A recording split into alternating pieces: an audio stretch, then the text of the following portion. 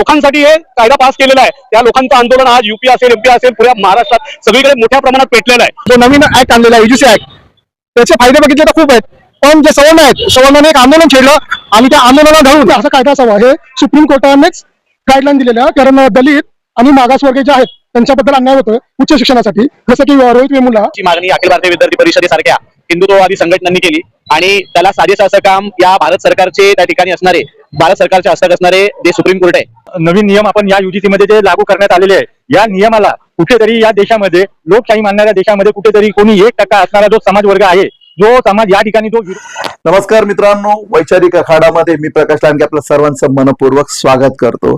मित्रांनो, भारतीय संविधानाने देशातील प्रत्येक नागरिकाला समता, न्याय, अभिव्यक्ती स्वातंत्र्य आणि कायद्यापुढे समानता दिली आहे। ही तत्वे केवळ कागदावरील नाहीत, तर राज्य यंत्रणा, न्यायालय आणि प्रशासन यांच्या वर्तनातून प्रत्यक्षात उतरवली जाणं अपेक्षित आहे। मात्र गेल्या काही वर्षातील घडामोडी पाहिल्या तर संविधानाची अंमलबजावणी सर्वांसाठी समान होत आहे का, असा गंभीर प्रश्न निर्माण होत आहे। मागील काही वर्षात बरीच आंदोलनं झाली। आदिवासी लॉंग मार्च असेल, कामगारांचा देशव्यापी संप असेल किंवा CAA NRC यांचं आंदोलन असेल, आणि देशातील सर्वात मोठं आणि गाजलेलं आंदोलन म्हणजे शेतकऱ्यांचं आंदोलन। 3 शेतकरी कायद्यांविषयी जे आंदोलन झालं होतं, 13 महिने आंदोलन चाललं, त्यामध्ये 700हून अधिक शेतकरी हे शहीद झाले, तरी देखील या देशातील सुप्रीम कोर्ट याला जाग आली नाही। परंतु यूजीसी कायद्यात काही नवीन नियम लागू करण्यात आले, जेणेकरून जातीय, धार्मिक कारणांवरून विद्यार्थ्यांना अपमानित करणाऱ्यांवर कठोर कारवाई करण्यात यावी। याकरिता एक कमिटी निर्माण करण्यात येणार होती, ज्यामध्ये एक SC, एक ST, एक महिला आणि एक अपंग सदस्य असतील। ही गोष्ट तथाकथित सवर्णांच्या पोटात इतकी दुखू लागली की त्यांनी व्हॉट्सअप युनिव्हर्सिटी मधून या नियमांच्या विरोधात आणि या कमिटीच्या विरोधात आंदोलन सुरू केलं, आणि या आंदोलनामुळे सुप्रीम कोर्टाला थेट हस्तक्षेप करावा लागला। हे कितपत योग्य आहे? एवढी आंदोलनं झाली ज्यामध्ये सुप्रीम कोर्टाने कोणतीही भूमिका घेतली नाही, परंतु सवर्णांचा ज्यावेळेस प्रश्न आला त्यावेळेस सुप्रीम कोर्टाने हस्तक्षेप करून या नियमांना सध्या स्थगिती दिलेली आहे।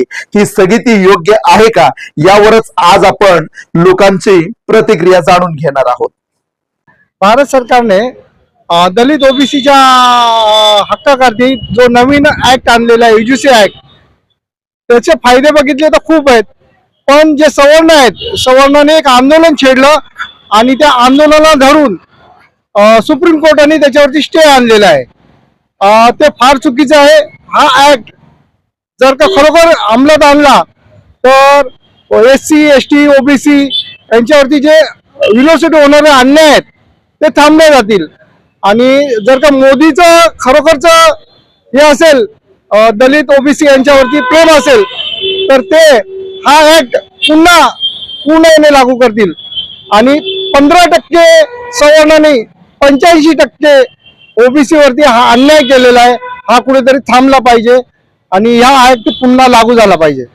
2014 पासून भारतामध्ये खूप आंदोलन झाले, शेतकरी आंदोलन झालं, CRCचं आंदोलन झालं, ARCचं, पण कुठल्याही आंदोलनावरती सुप्रीम कोर्टाने स्वतःहून स्टे आणलेला नाहीये, आणि या आंदोलनावरती सुप्रीम कोर्टाने काही लोकांच्या सांगण्याहून स्टे आणलाय। हा पूर्णपणे जातीवाद आहे आणि हा थांबलाच पाहिजे। नवीन नियमावरती जी लावलेली स्थगिती आहे ही खऱ्या अर्थानं चुकीची आहे, आणि आपण जर पाहिलं तर या देशामध्ये रोहित वेमुला प्रकरण असेल, पायल तडवीची झालेली आत्महत्या असेल, या सगळ्या गोष्टीनंतर उच्च शिक्षण घेत असताना SC, ST, OBC विद्यार्थ्यांवरती जे रॅगिंग होत आहे आणि जे काही जातीवाद होतो, ज्याच्यामुळे या मुलांना शेवटी आत्महत्या करावी लागते, याच्यासाठी हा एक प्रिव्हेंटिव्ह कायदा बनवण्यात आला होता, आणि या कायद्यावरती बंदी आणावी यासाठीची मागणी अखिल भारतीय विद्यार्थी परिषदेसारख्या हिंदुत्ववादी संघटनांनी केली, आणि त्याला साजेसं असं काम या भारत सरकारचे त्या ठिकाणी असणारे, भारत सरकारच्या हस्तक असणारे जे सुप्रीम कोर्ट आहे यांनी परवा सुप्रीम कोर्टामध्ये केलं, आणि यूजीसी मध्ये असणारा हा जो काही नवीन नियम आहे त्याच्यामध्ये promotion of equity in higher education institute regulation 2026 या कायद्यावरती सध्या बंदी आणण्यात आलेली आहे।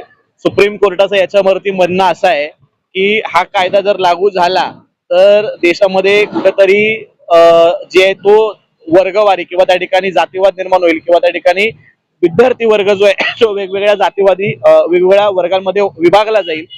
आदरणीय बाळासाहेब आंबेडकरांनी त्या ठिकाणी जो प्रश्न उपस्थित केला या सगळ्या प्रकरणावरती, की पहिल्यांदाच या देशामध्ये ऑलरेडी वेगवेगळ्या जाती आणि धर्माच्या नावाखाली देश विभागला गेलेला आहे आणि या परिस्थितीमध्ये SC ST OBC वर्गाच्या विद्यार्थ्यांना शिक्षण घेत असताना, उच्च शिक्षण घेत असताना ज्या काही समस्या येतात, जे काय रॅगिंग आणि जे काही कास्टानिझमला सामोरं जावं लागतंय, याच्यासाठी त्या ठिकाणी बनवलेला हा एक कायदा होता, ज्याने SC ST विद्यार्थी OBC वर्गातील विद्यार्थ्यांना एक सुरक्षितता मिळणार होती आणि ती कुठंतरी आज घालवण्याचा डाव इथला मनुवादी सरकारचा आहे आणि ज्यामुळे सुप्रीम कोर्टाने याच्यावरती सध्या स्थगिती आणलेली आहे. हा जो कायदा याच्यावरती सुप्रीम कोर्टाने स्थगिती आणलेली आहे, सगळ्यात प्रथम SC ST OBC प्रवर्गातील जे विद्यार्थी आहेत आणि विद्यार्थी संघटना आहेत, या सगळ्यांनी एकत्र येऊन सर्वात प्रथम ही बंदी किंवा ही स्थगिती उठवण्यासाठी एकत्र आलं पाहिजे. त्याच्यामध्ये आपण पाहिलं की देशामध्ये झालेलं शेतकऱ्यांसाठीचं जे आंदोलन असेल, यासोबतच कामगारांसाठीचं जे आंदोलन असेल, या सगळ्या आंदोलनामध्ये कुठेही त्या ठिकाणी सुप्रीम कोर्टाने इंटरफेअर केलेलं नाही. आज आपण ईव्हीएमचं जर बघितलं तर सगळ्या देशभर त्या ठिकाणी ईव्हीएम विरोधात वातावरण असताना सुद्धा सुप्रीम कोर्ट त्याच्या विरोधात बोलायला तयार नाही.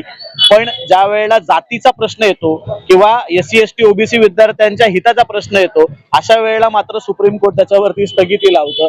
हा कुठेतरी SC ST OBC विद्यार्थी वर्गावरती होणारा अन्याय आहे आणि मुळातच उच्च शिक्षणाच्या मुख्य प्रवाहात असणाऱ्या शेड्यूल कास्ट, शेड्यूल ट्राईब्स आणि OBC विद्यार्थ्यांनी त्याच्या विरोधात लढा दिला पाहिजे आणि हा जो प्रिव्हेन्शन ऍक्ट आहे हा त्या ठिकाणी लागू झाला पाहिजे. यासाठी सगळ्यांनी रस्त्यावरती येऊन आंदोलन केलं पाहिजे.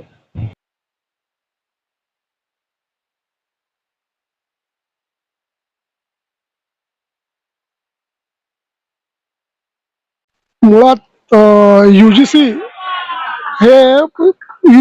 असा कायदा असावा हे सुप्रीम कोर्टानेच गाईडलाईन दिलेल्या, कारण दलित आणि मागासवर्गीय जे आहेत त्यांच्याबद्दल अन्याय होतोय उच्च शिक्षणासाठी.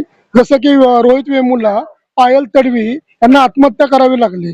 यासाठी कठोर कारवाई किंवा कठोर पावलं उचलता यावी, चांगला कायदा बनावा म्हणून सुप्रीम कोर्टाने दिलेल्या निर्देशनानुसार युजीसीने 2026 रोजी 13 जानेवारी रोजी हा कायदा लागू केला. आता ह्या कायद्याबद्दल बोलायचं झालं तर ह्याच्यामध्ये मुळात हे काय मेन सूत्र आहे, ती समानता आहे. ही समानता लागू होते का? या समानतेला विरोध करणारे हे भारताचे नागरिक म्हणून आपण त्यांना किती समानता मानता, हा प्रश्न मुळात त्यांना केला पाहिजे.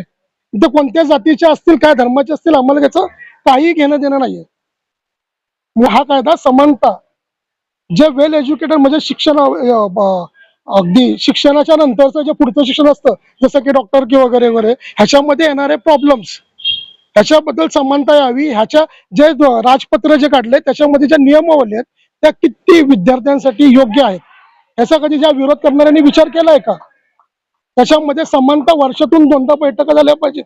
ज्या प्रत्येक कॉलेजमधले 2 विद्यार्थी, इव्हन कॉलेजचे मेंबर 2 असावे, प्रिन्सिपल त्या कॉलेजमध्ये असावे या समितीवरती. ते राजपत्र एवढं देखणं बनवलंय आणि त्याच्याबद्दल विरोध करणारे, आणि मुळात ही गाईडलाईनच हा कायदा बनावा म्हणून ही गाईडलाईन सुप्रीम कोर्टाने दिलेली आणि सुप्रीम कोर्ट त्याच्याबद्दल स्थगिती आणतं.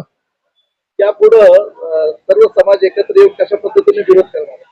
बघा, ह्यापुढे इतर समाजाचं आम्हाला माहित नाही, पण बौद्ध समाज हा पहिल्यांदा जे चुकीचं चाललंय मध्ये कोणत्याही धर्माबद्दल असू द्या, ह्याच्यामध्ये युजीसी मध्ये SC ST होता अगोदर UCG मध्ये 2013 पर्यंतच.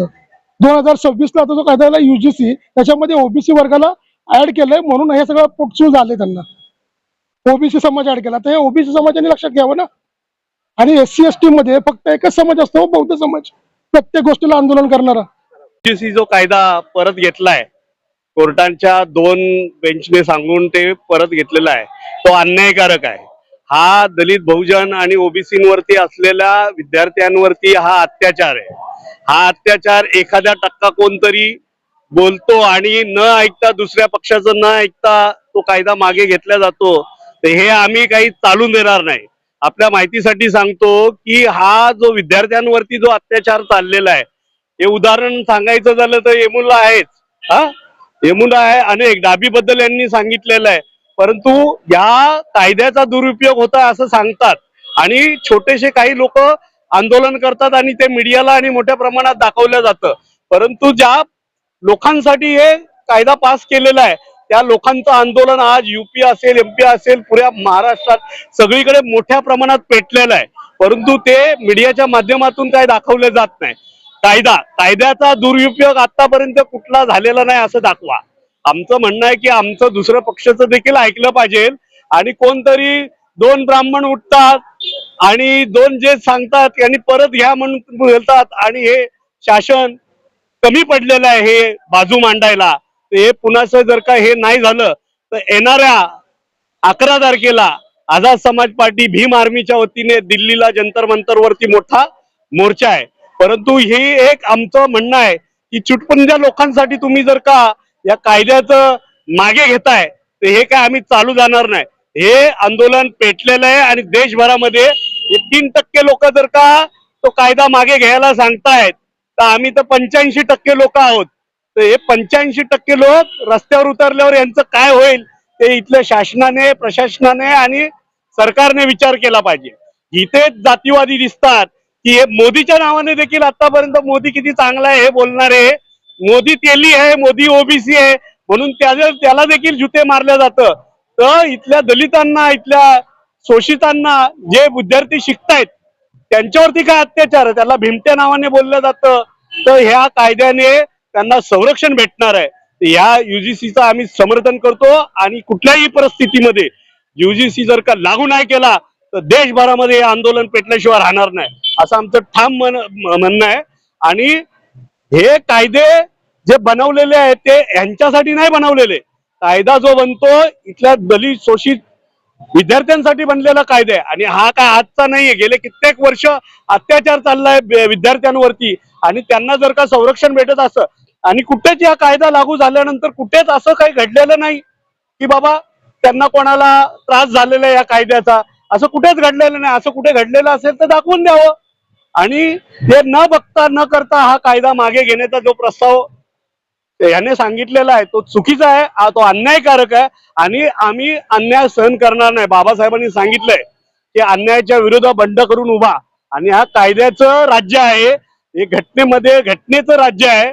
घटनेच्या माध्यमातून देश चालतो. काहीतरी भटुकडे कोणतरी उठतं आणि ते कसे गेले सुप्रीम कोर्टामध्ये आणि त्यांच्याकडेच बरोबर जातं आणि ते न दुसरा पक्ष ओळखता किंवा न ऐकता शासन तिथे कमी पडतं सांगायला आणि तुम्ही मागे घेता. हे काय चालणार नाही. येणाऱ्या या जानेवारीमध्ये 11 तारखेला जंतर मंतरवरती लाखोच्या संख्येने मोर्चा होणार आहे. त्याचबरोबर पूर्ण युपी मध्ये, जिल्ह्यामध्ये, प्रत्येक गावांमध्ये ओबीसी असेल, दलित असतील आणि हा का कायदा नुसता दलित ओबीसींना संरक्षण नाहीये, लंगड्या पांगड्याला असेल, महिलांना असेल, मग ते सवर्णाचे किंवा कोणी असू द्या त्यांच्यासाठी देखील हा लागू आहे. हे यांच्यावरती म्हणजे हे मनू कायद्यानुसार चालतायत की पहिला मनू कायदा सांगायचा की महिलांवरती अत्याचार झाला तर होऊ द्या, लंगड्या पांगड्यावर अत्याचार झाला तर होऊ द्या, शोषितांवर अत्याचार तर झालं. हा कायदा चांगला आहे, हा जो मांडलेला आहे तो योग्य आहे आणि हा कायदा जर का यांनी मागे परत घेऊन लागू ना केला तर येणाऱ्या काळामध्ये 11 तारखेला जंतर मंतरवर आंदोलन आहेत व देशभरामध्ये याच्या विरोधात आंदोलन भीम आर्मी आणि आझाद समाज पार्टी पुकारेल एवढं मी ठामपणे सांगतो. जय भीम. या ठिकाणी आपलं पहिल्यांदा अभिनंदन करतो लांडगे साहेब. आज जे युजीसी संदर्भात आपण जो उपक्रम राबवतात आणि संपूर्ण वैचारिक विभागांमध्ये जे भारतीय संविधान मानणाऱ्या विभागांमध्ये आपण जे प्रचार आणि या ज्या न्यूज घेतात याच्या संदर्भात आपलं प्रथम धन्यवाद. आज मी युजीसीच्या संदर्भात बोलायचं झाल्याच्या नंतर जे या नवीन नियम आपण या युजीसी मध्ये जे लागू करण्यात आलेले आहे या नियमाला कुठेतरी या देशामध्ये, लोकशाही मानणाऱ्या देशामध्ये कुठेतरी कोणी 1% असणारा जो समाज वर्ग आहे, जो समाज या ठिकाणी जो विरोध करतोय, तर या ठिकाणचा SC ST OBC समाज हा काय झोपलेला आहे का? याने का या संपूर्ण वर्ग ज्या पद्धतीने सुप्रीम कोर्टाने स्थगिती देण्यात आलेली आहे या संदर्भात फक्त बौद्धांनी किंवा इतर समाजानेच आवाज उचलायचा का? आज या ठिकाणी बाळासाहेब आंबेडकरांनी जाहीरपणे बोलून गेलेले आहेत, तुम क्या झक मार रहे हो क्या? या सगळ्या गोष्टी बाबासाहेबांचे नातू बाळासाहेबांचा आता आज वयाच्या 72 वर्ष ओलांडून गेलेले आहे. आज संपूर्ण विद्यार्थी सेनेवरती, विद्यार्थ्यांवरती जो समानतेचा अधिकार कुठे लागू होणार होता, आज कुठेतरी दबलेला, कुठलेतरी दाबलेला जो विचार होता, आज समानतेच्या एका रांगेत येणार होता. हा रांगा मोडण्याचं काम हा ठिकाणी 1% वर्ग असणारे जो वर्ग आहे, जो मनुवादी वर्ग आहे, हा दडपशाहीचं या ठिकाणी चाललेलं आहे. याकरता सर्व SC, ST, OBCच्या सर्व विद्यार्थ्यांनी, सर्व तरुणांनी श्रद्धेय नेते बाळासाहेब आंबेडकरांचे हात मजबूत करा, त्यांच्या पाठीमागे राहा, सुजातदादाच्या पाठीमागे उभे राहून हा SC, ST, OBCचा UGCचा जो आहे याच्याकरता सर्वांना रस्त्यावरती उतरणं पाहिजे. हेच आता हे शेवटचा पर्याय राहिलेला आहे. म्हणून सर्व विद्यार्थी संघटनेने आज सर्वांना एक बाळासाहेबांचा व सुजातदादा व आंबेडकर कुटुंबाचे हात बळकट करून रस्त्यावरती आपल्याला एक धडक मोर्चा काढून सुप्रीम कोर्टाला कुठेतरी दाखवून द्यायचा आहे की इथला अन्याय आम्ही कदापि सहन करणार नाही. जय भीम.